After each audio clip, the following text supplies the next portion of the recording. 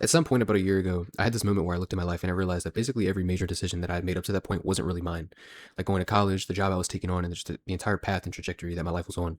None of it was something that I actually chose, and it was something that I kind of just fell into because it was what everybody around me expected of me and wanted from me. And I never really took the time to stop and ask myself what it was that I actually wanted for myself.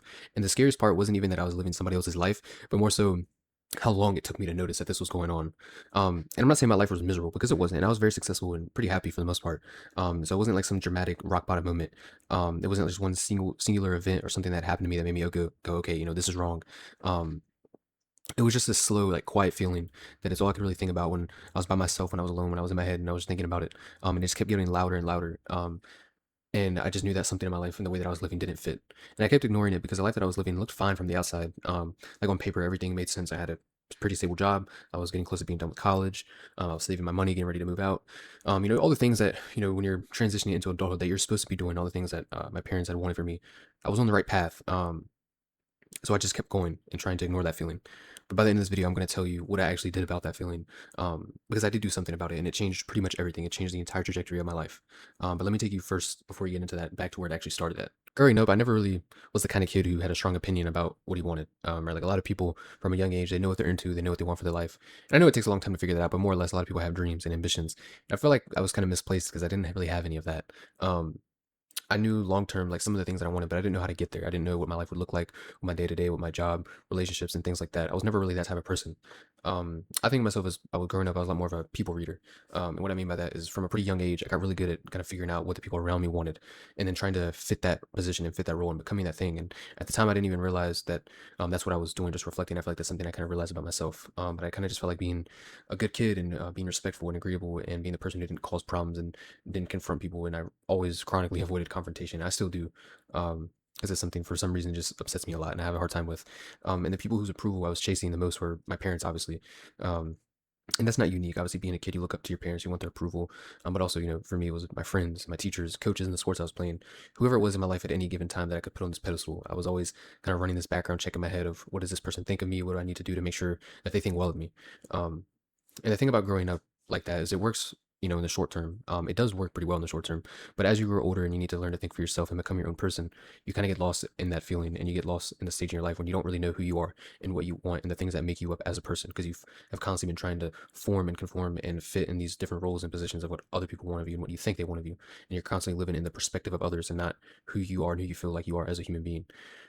People like teachers, you think, you're a good student, and your parents are proud of you, and your friends, you're easy to hang out with and be around and talk to, and you get constant like positive feedback for just doing whatever anybody else needs or being whatever anyone else needs you to be, and so your brain learns that this is the right thing to do, so you just keep doing it. At least that's kind of how I felt growing up.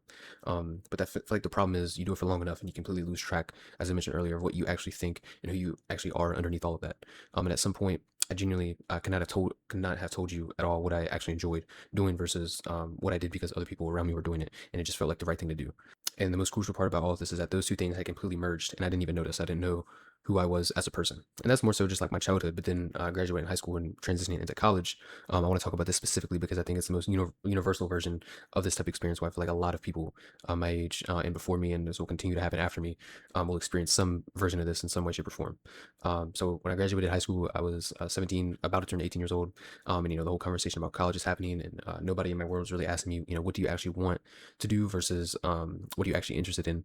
It was more so just like, where are you applying, what are you going to major in, what job are you going to have, what do you want to do for the rest of your life. And as a kid graduating college, I'm sure if you have already done that or you're close to doing that, it is a very overwhelming experience because you don't know there's so many unknown things you don't know. It's hard to pinpoint one thing that you want to do for the rest of your life.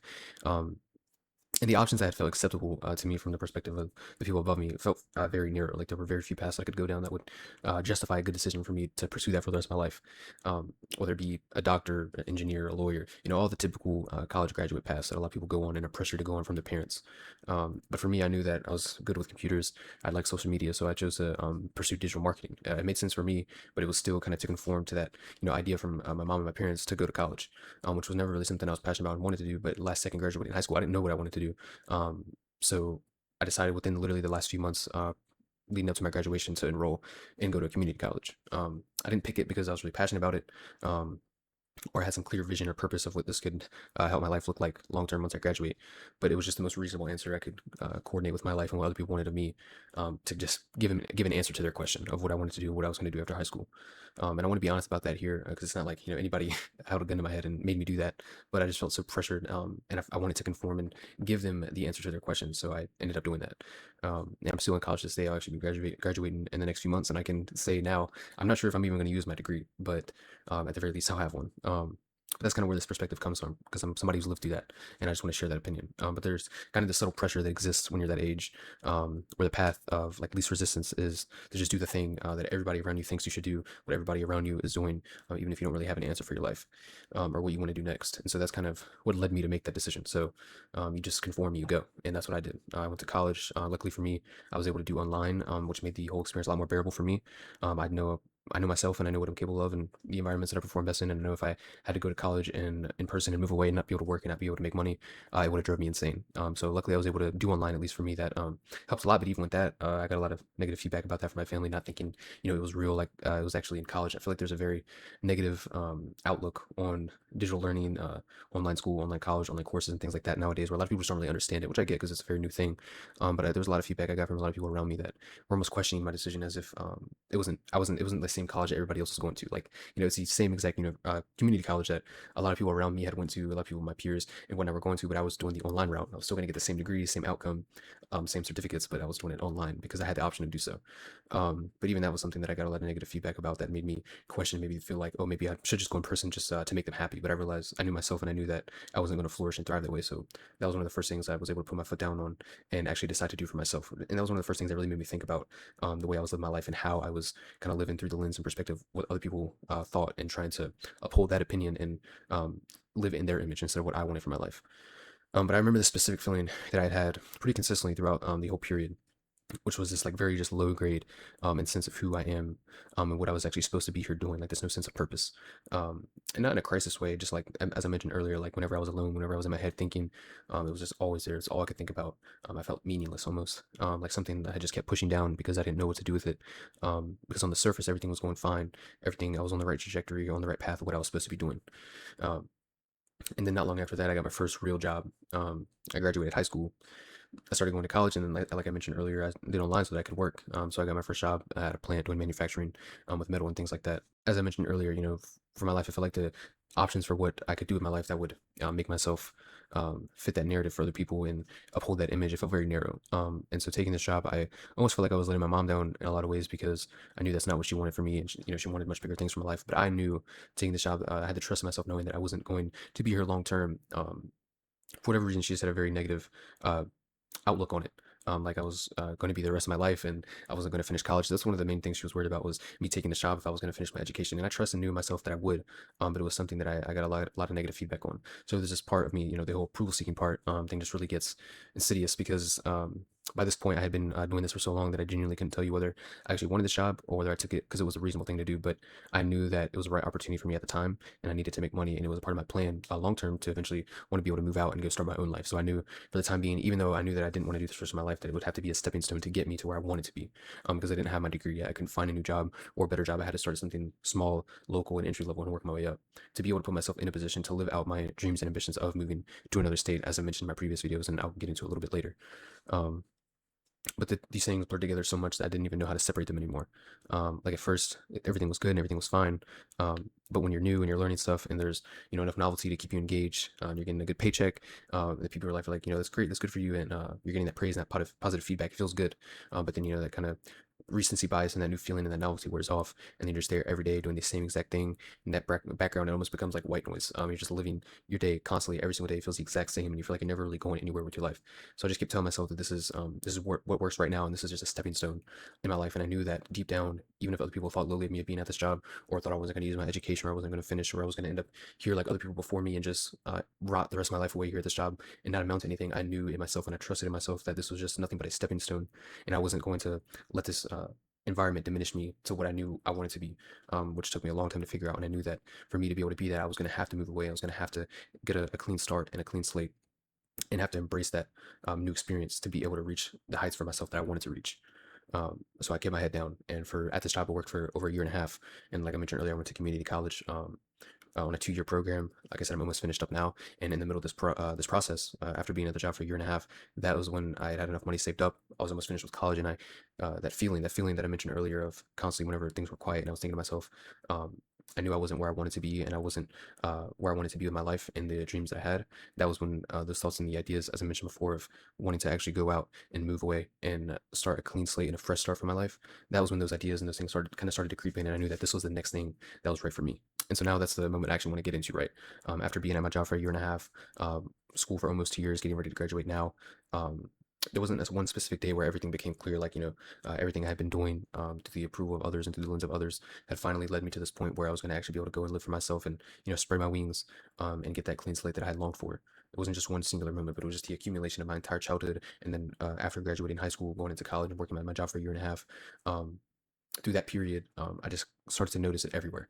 I'd be at work and I'd look around and I think to myself, I don't actually want to be here. And I'd go home and I'd be with the people I'd known for years, hang out with my friends, spend time with my girlfriend, or be with my family members. And I'd feel this weird disconnection. Like I was there, but I wasn't really there. And I wasn't all the way there. And I'd go to bed and wake up and I'd do it all over again. And every day just kind of felt empty. And I felt empty in myself. Um, and the thing that finally got through to me was this.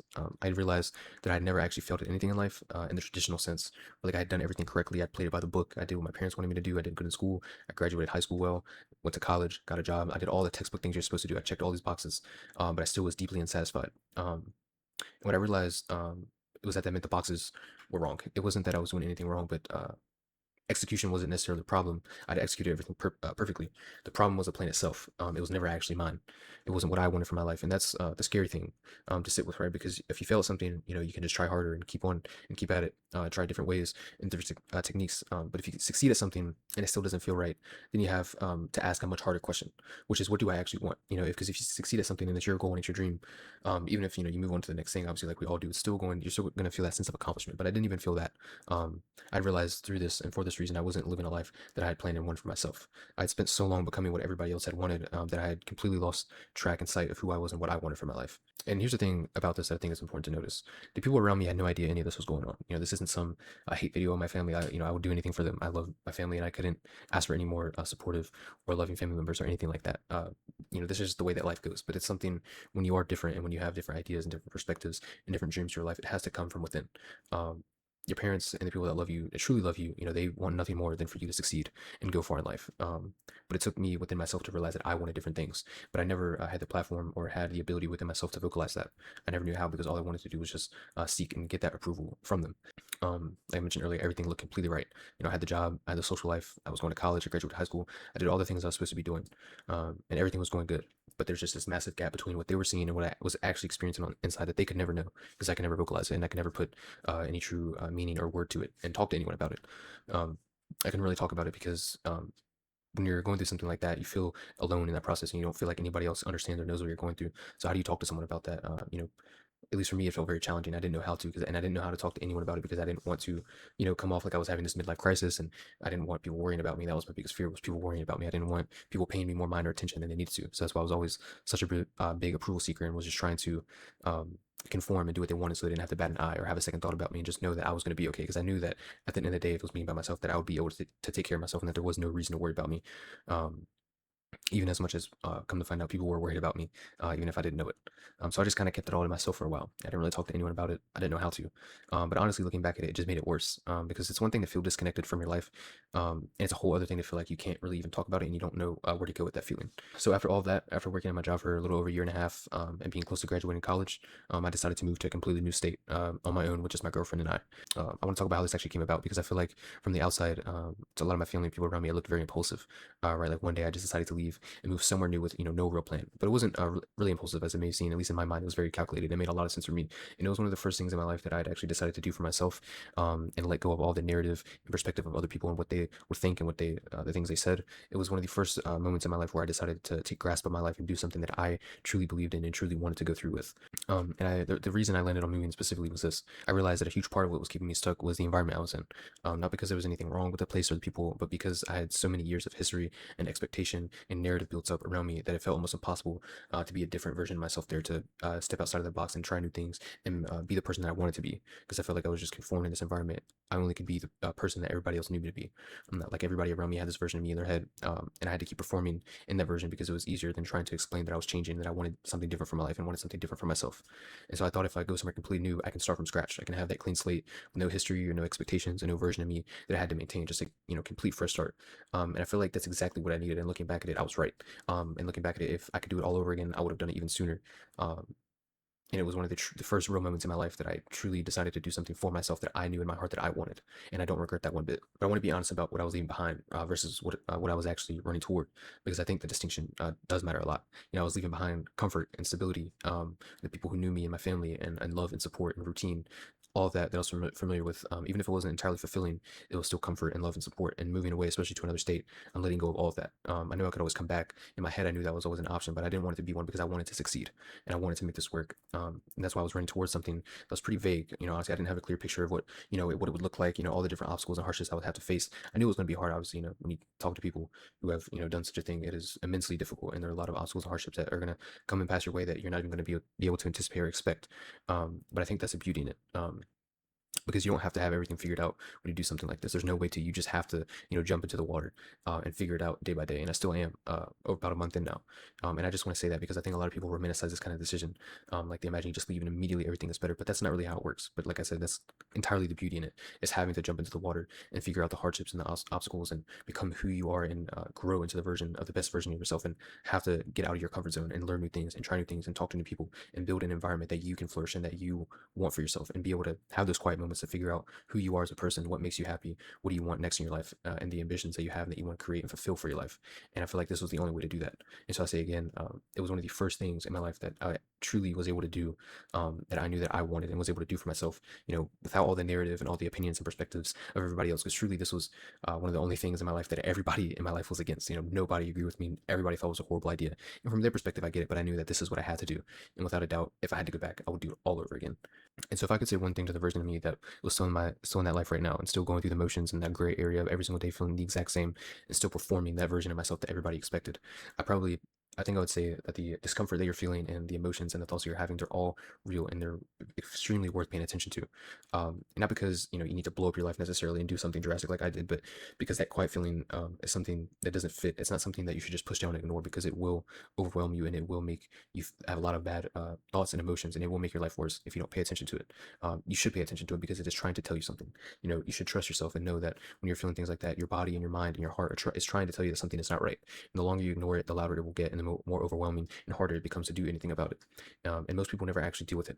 They just get comfortable enough with the discomfort and they learn to live with it. And I think that's one of the most horrifying ways to live. You should pursue the things that you want and the things that you want for your life. And if you're someone like me who didn't know what you wanted, and you didn't know who you are and who you wanted to be, you need to learn to sit in that in those uncomfortable moments, in that discomfort, and embrace it, and think about the things that you're feeling, and the things that you want for your life and the life that you are living, and ask the hard questions of if this is what you truly want. It doesn't matter how far along you are, whether you're like me and you're in college, or you're about to go to college, or graduate from college. It is truly never too late to do something about it. And that is one of the most important things that I think I'd like for someone to take away from this video, is that it is never too late. It doesn't matter what stage of your life that you're in. I think that it's one of the most saddest things that can happen to a person, is learning to live with that uncomfortable and that discomfort feeling, and never actually truly to amount to overcome it, and to live a life that is truly fulfilling for yourself. That's pretty much where I am with all this. If any of this hit close to home, I'd love to hear about it in the comments, or anything that you may be going through. If you have made this far in the video, I want to say thank you, and thank you for sticking around and watching. Please subscribe, and feel free to look at some of my previous videos where I talk about similar topics and similar things that I've talked about in this video. Anyways, I will catch you in the next one. Thank you so much for watching. Peace.